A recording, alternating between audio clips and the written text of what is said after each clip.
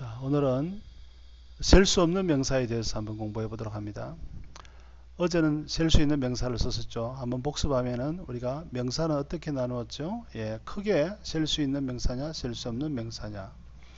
또 셀 수 있는 명사는 또 한 개인 단수냐, 아니면 여러 개인 두 개 이상인 복수냐 이렇게 나누었죠. 셀 수 있는 명사가 단수, 즉 한 개 올 때는 앞에 어나 언이라는 관사가 와야 된다고 했습니다. 자, 오늘은 우리가 그러면 셀 수 없는 명사에 대해서 공부할 겁니다. 셀 수 없는 명사는 우리가 물질 명사, 그 다음에 고유 명사, 추상 명사 이렇게 세 가지로 나누어 놨습니다. 자, 물질 명사는 공기, 설탕, 물, 돈 같은 거. 돈은 왜 셀 수 없나요? 라고 의문을 가지겠지만 좀 이따 한번 생각해 볼게요. 자, 고유 명사는 아주 쉽습니다. 첫 글자가 대문자로 시작합니다. 이렇게 대문자로 시작한 것을 고유 명사라고 합니다. 예를 들어 모리스 같은 경우에 모리스죠. M입니다. 첫 글자 대문자로 시작하죠. 자, 근데 모리스가 왜 하나밖에 없나요? 이름이 하나밖에 없나요? 모리스라는 이름은 여러 명이 있을 수 있지만 우리 학원에 잘생기고 날씬한 모리스는 한 사람밖에 없죠. 그래서 이런 걸 우리가 고유명사라고 하는 겁니다. 그 다음에 추상명사입니다. 추상명사는 우리 머릿속에, 생각 속에, 마음 속에 있는 거예요. 눈으로 볼 수 있거나 손으로 만질 수 있는 게 아니에요. 하지만 분명히 존재하는 거예요. 사랑, 시간, 충고, 평화 이런 것들이죠. 자, 자세히 한번 살펴보도록 하겠습니다. 먼저 자, 셀 수 없는 명사를 구별하기가 왔네요. 자, 먼저 설명을 한번 보도록 하겠습니다.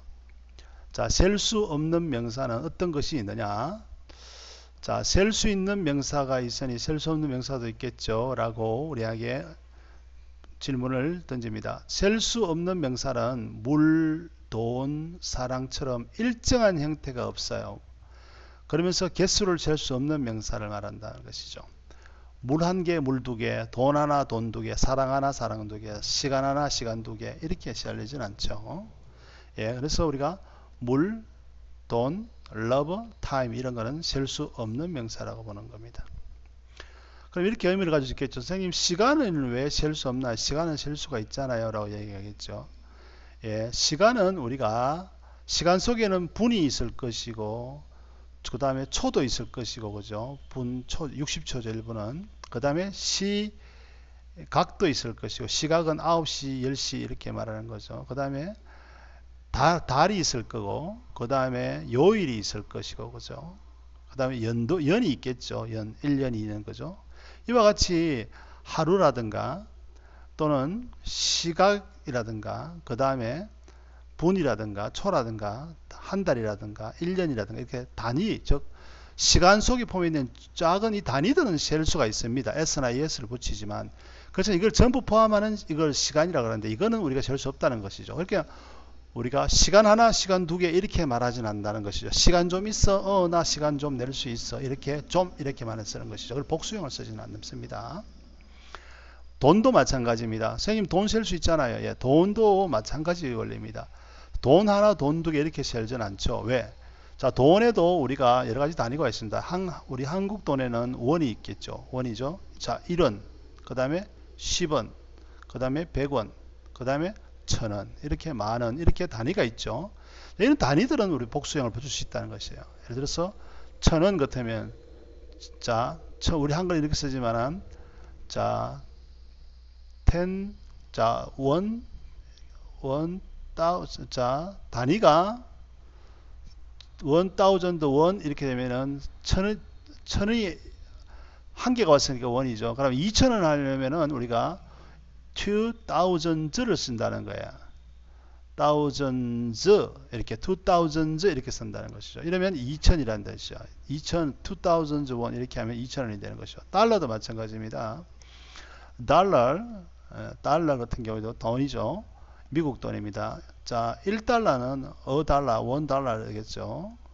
그렇지만 2달러부터는 복수형이니까 이렇게 $2죠. 이렇게 복수 단위를 붙여줍니다. 그러니까 전체를 우리가 포함하는 돈이라든가 이런 것들은 우리가 셀 수 없지만은 세부적인 단위는 셀 수 있다고 보는 거예요. 자, 이와 같이 어북, 셀 수 있는 명사 하나 올 때 어북이고 복수형은 s가 붙는 거죠.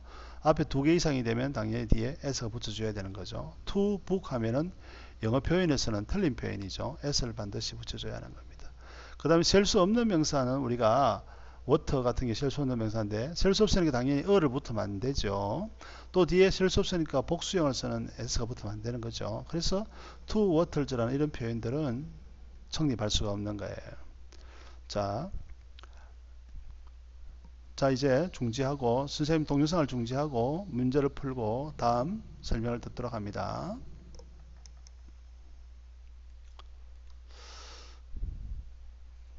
자, 이번에는 물질 명사를 공부해 보도록 하겠습니다. 물질 명사가 무엇이냐? 자, 물질 명사라는 것은 우리가 이야기했지만은 앞선에도 살펴봤지만 물질 명사는 특징이 일정한 모양이 정해져 있지 않아요.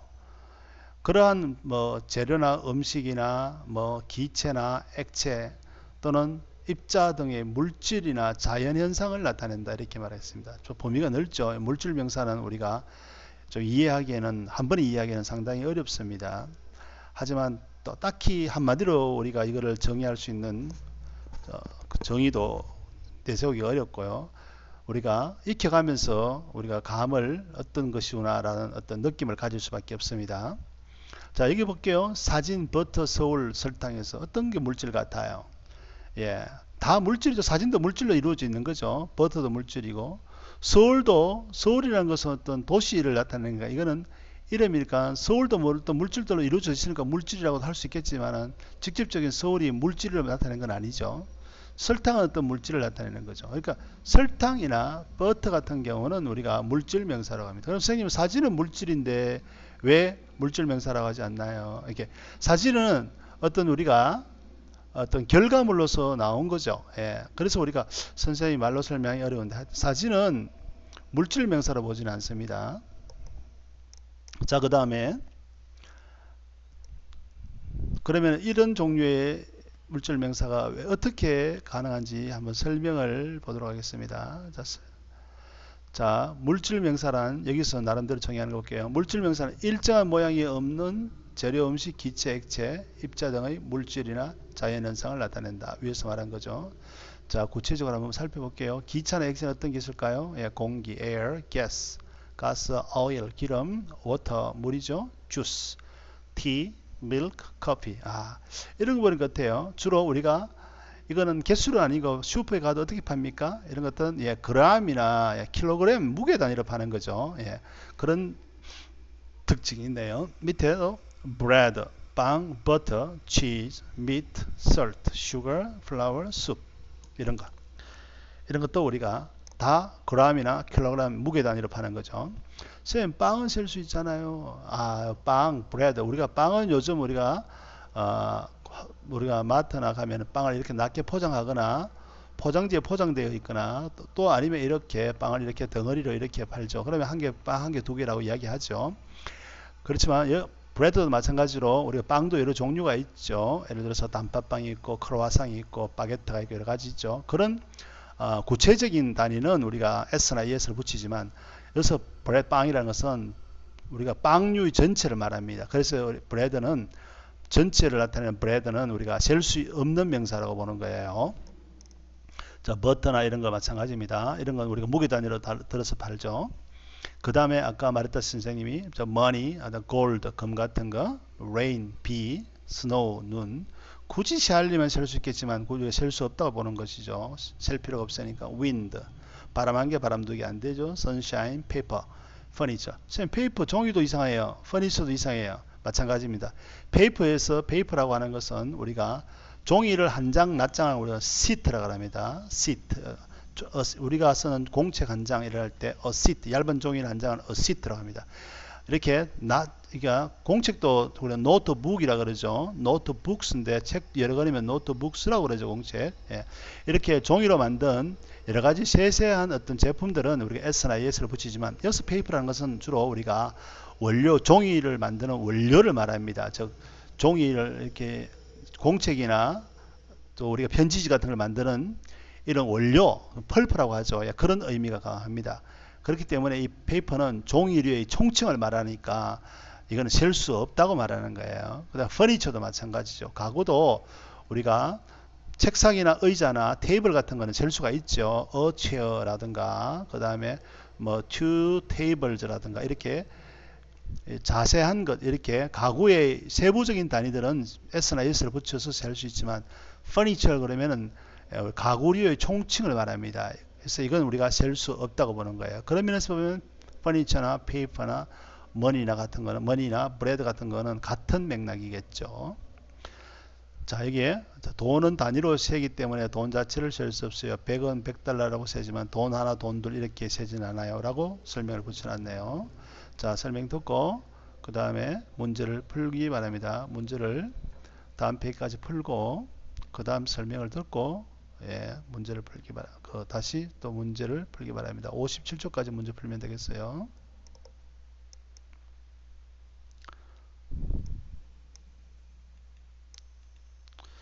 자, 이번에는 추상명사를 공부해 보도록 하겠습니다. 추상명사 앞에서 이야기했지만 추상명사는 뭐라고요? 우리의 머리나 생각 속에 있는 겁니다. 눈에 보이지 않는 생각이나 감정 개념을 말하는 거예요. 자, 이게 뭐가 있을까요? 바지는 보이죠? 기쁨, 추상명사네요. 악이 보이죠? 성공, 있지만 보일 수 없는 거죠. 이런 걸 추상명사라고 합니다. 자, 그러면 설명을 한번 볼게요. 자, 추상명사란 뭐다? 어떻게 정의를 내렸나 볼게요. 눈에 보이지 않는 생각, 감정, 개념. 눈에 보이지 않는다는 게 중요한 거죠.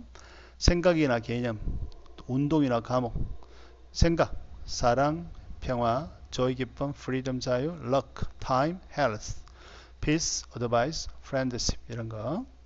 단어 모르는 거 있으면 정리하고 여러분들 외워야 되겠죠. 그 다음에 운동이나 과목입니다. soccer, baseball, golf, math, science, history, music, art 이런 것들 과목. 운동이나 과목은 우리가 추상명사의 범주에 들어가더라. 됐죠?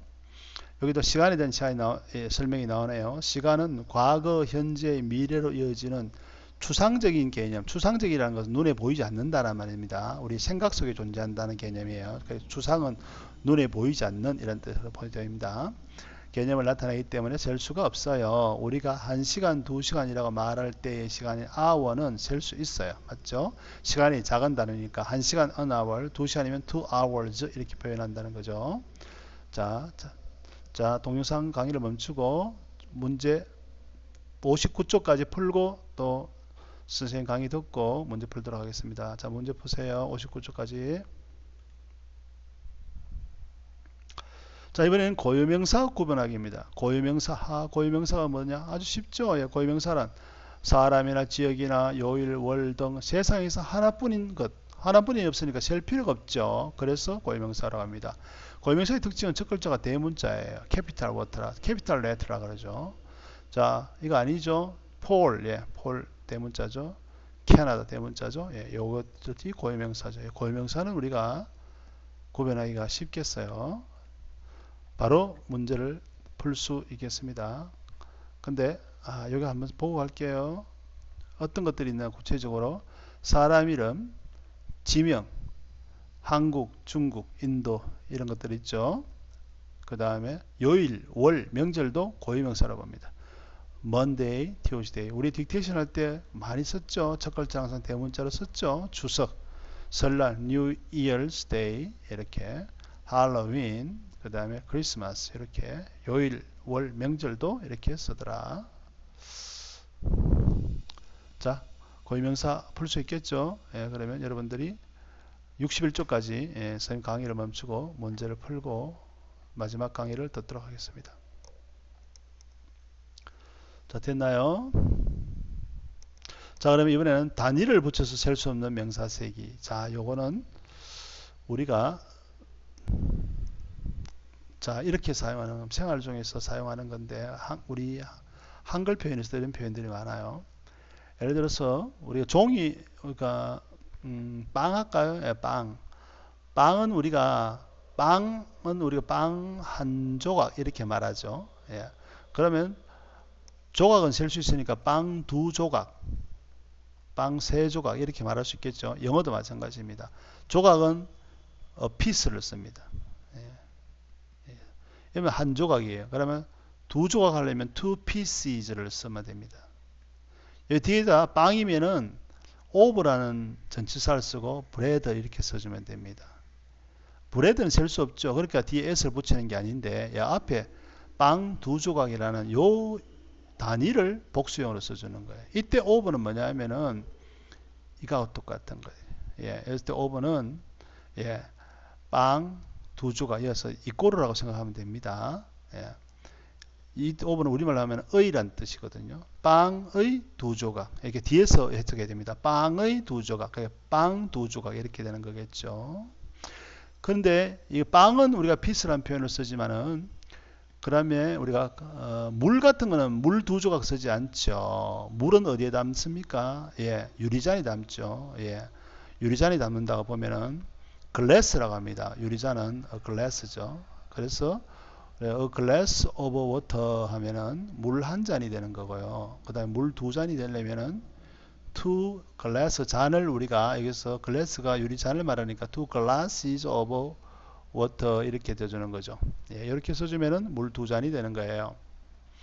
자, 그런 우리가 단위마다 어떤 물질마다 써주는 단위가 있는 거니까 한번 살펴볼게요. a piece 하면은 얇은 종이 한 장 이렇게 됩니다.